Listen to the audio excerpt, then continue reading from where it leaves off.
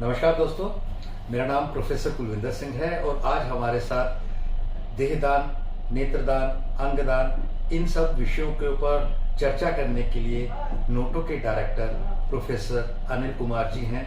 नमस्कार सर। नमस्कार sir, part 1 में हमने बहुत सारे विषयों पर चर्चा की।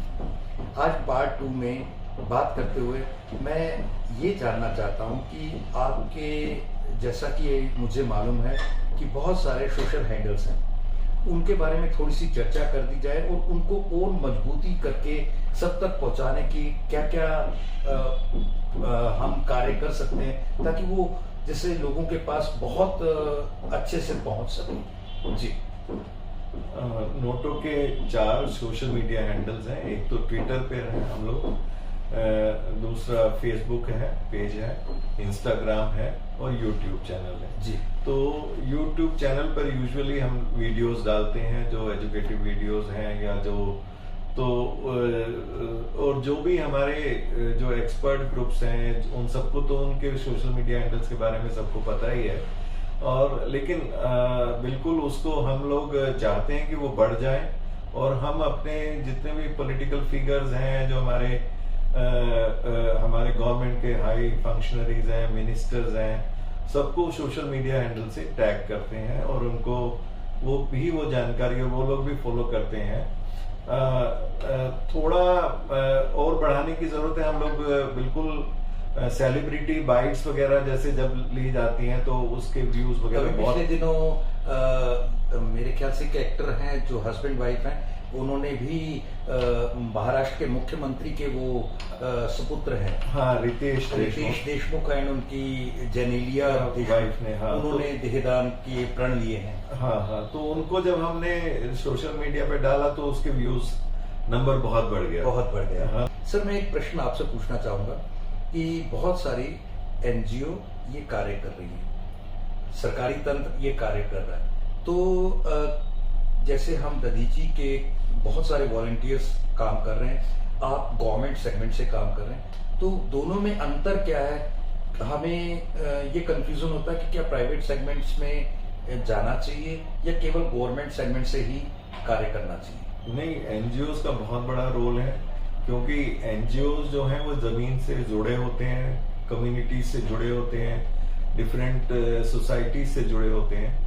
तो वो जो उनके जो फॉलोअर्स हैं या जिनके लिए वो काम कर रहे हैं, तो डेफिनेटली जब वो एक चीज को एक्सप्लेन करते हैं तो उसका इम्पैक्ट ज्यादा होता है। तो ये सरकार के लोग भी सब ये चीज समझते हैं कि एनजीओज की जो रीच है ग्राउंड लेवल पर, वो अलग ही एक रीच होती है।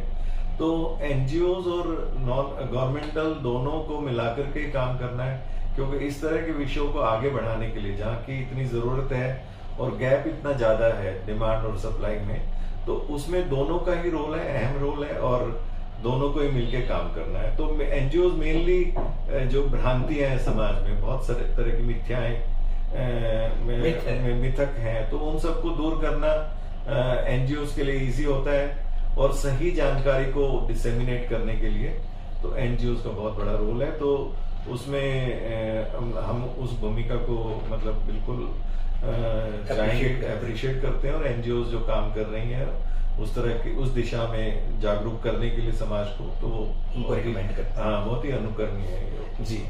हमारे जो आदरणीय आलोक जी हैं, आलोक कुमार जी, वो वीएचपी के इंटरनेशनल अध्यक्ष भी हैं और दधीची देहदान समिति के संचालक और संस्थापक अध्यक्ष भी हैं।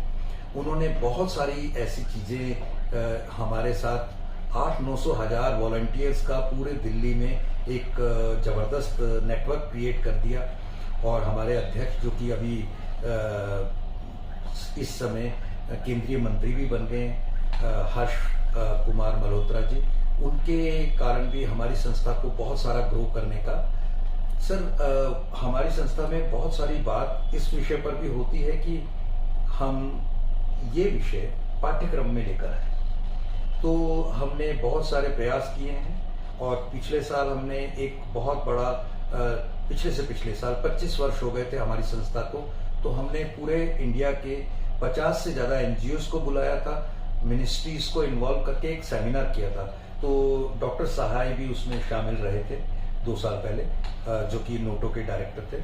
तो अभी हम आपसे एक बार फिर जानना चाहते हैं कि पाठ्यक्रम में स्कूल्स या कॉलेजेस या अन्य जगहों पर क्या इस विषय को शामिल किया जाना चाहिए, और किया जाना चाहिए तो क्या प्रेरणा हम कर सकते हैं?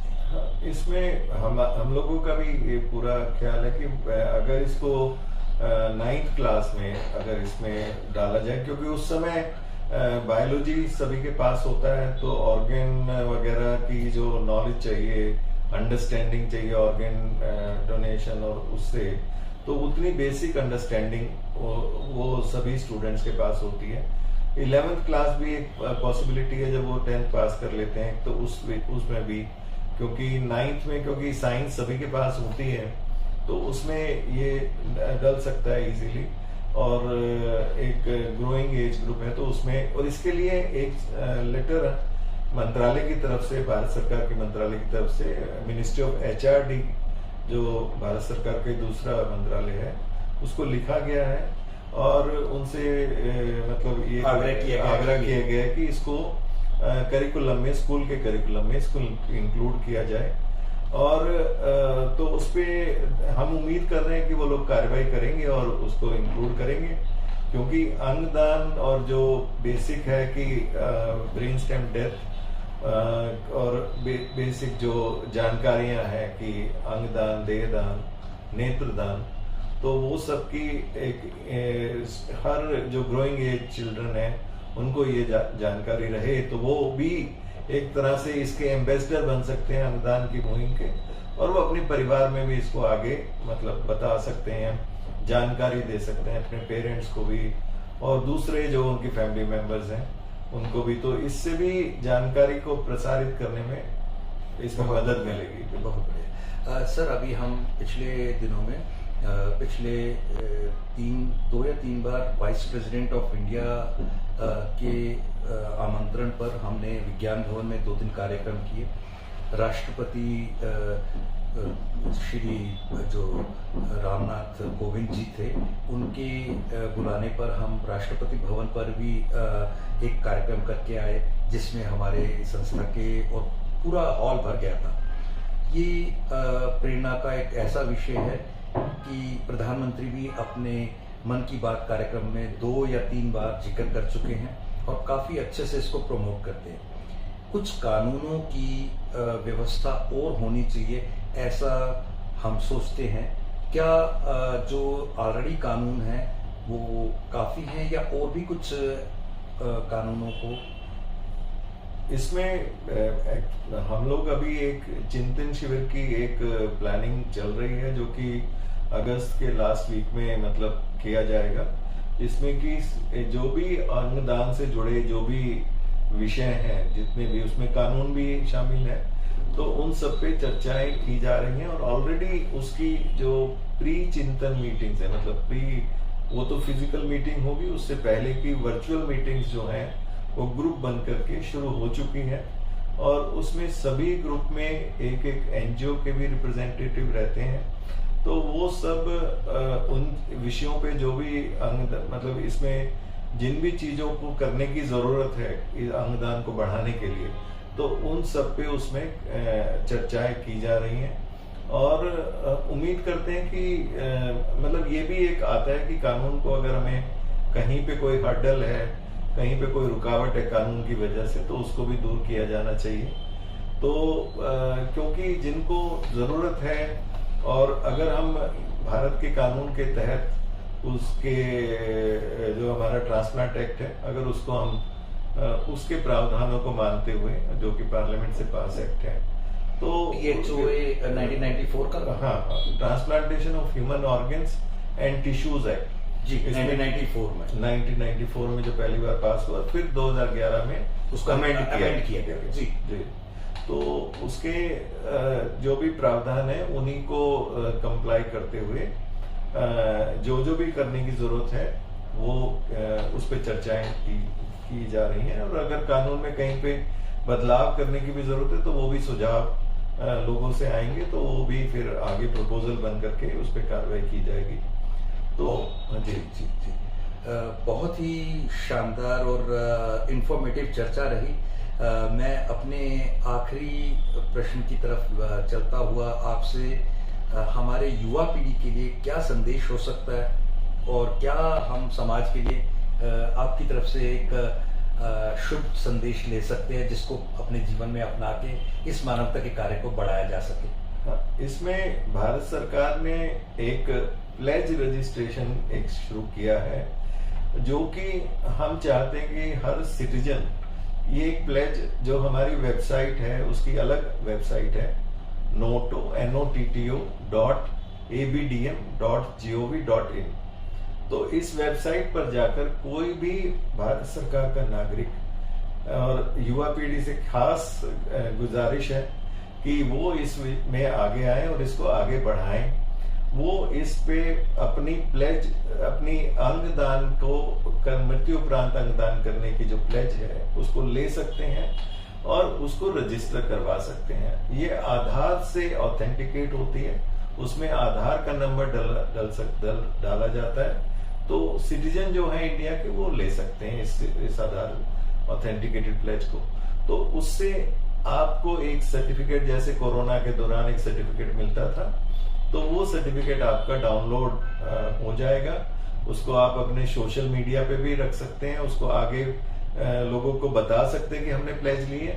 तो ये प्लेज करना हम क्यों कहते हैं, क्यों जरूरी है? इसलिए जरूरी है कि आज जब हम अपने होशो-हवास में हैं और हम अपने डिसीजन ले सकते हैं अपने लिए, और हम दूसरों की मदद करना चाहते हैं। हमारी भारतीय संस्कृति रही है, हर धर्म मानवता के काम को में सपोर्ट करता है।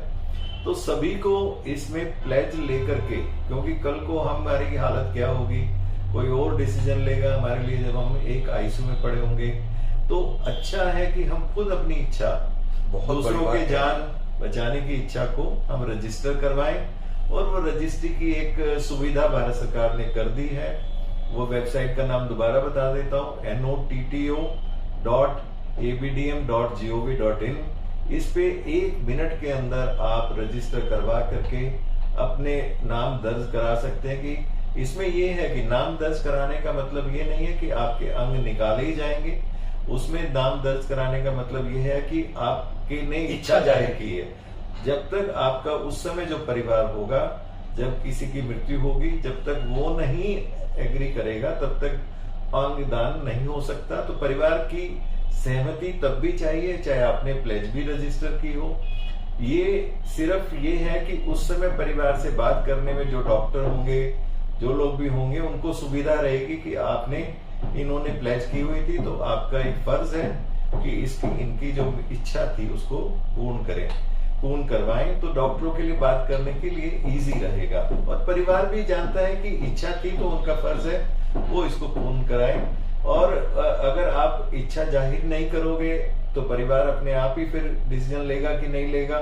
और एक रहता है, तो कम से कम आप जब आप इच्छा लेने के लायक हैं तो तभी इसका फैसला ले लें, और इसमें परिवार से भी डिस्कस करें और उन्हें बता दें कि मैंने ये, और उनकी सहमति ले लें। और उस समय जब आप ये रजिस्टर करते हैं तो उनको भी मैसेज जाता है, उनके फोन पर उनको भी मैसेज चला जाता है कि इन्होंने ये प्लेज किया है। तो और ये जैसे कोविड में सर्टिफिकेट निकलता था, वैसे ही एक सर्टिफिकेट है जिसको आप अपने व्हाट्सएप पे कहीं भी उसको स्टोर करके रख सकते हैं, और ये आपके नोटो की रजिस्ट्री में आपका नाम जुड़ जाता है। और इससे ये होगा कि कल को आप जब दान करने की हालत में होंगे तो परिवार से बात की जाएगी, और आपके अंग दूसरों के अगर काम आ सकते हैं तो उनको दान करवाने की कोशिश की जाएगी पूरी। तो हम इसमें आपको यही सलाह देंगे कि सभी इसको प्रसारित करें, और इस वेबसाइट को आप पे जाकर के अपने जो दोस्त हैं, मित्र हैं, सहयोगी हैं, और जो आपके परिवारजन हैं, उन सबको इसकी जानकारी दें और उनको इस नेक मुहिम से जुड़ने की कोशिश करें। और इसमें एक और चीज मैं बता दूं, कल को आपका मन करता है मैंने प्लेज की थी, मैं तो आप भी कर सकते हैं, आप इसमें अनप्लेज भी कर सकते हैं, मतलब आप प्लेज से बैकआउट भी कर सकते हैं। तो ऐसा कोई जोर जबरदस्ती नहीं, वॉलेंटरी है प्लेज जो है, आप वॉलेंटरीली प्लेज करें। इच्छा है दूसरों की जान बचाने के लिए प्लेज करें। अपनी मानवता के, एक मानव ही दूसरे मानव के काम आता है। तो आप जो लोग आपके, हमारे दूसरे जो हमारे जो लोग पीड़ित हैं, तो उनके लिए हम ये एक अपने जीते जी अगर हम कर जाते हैं बहुत तो ये इसको हम लोग आगे बढ़ाएं।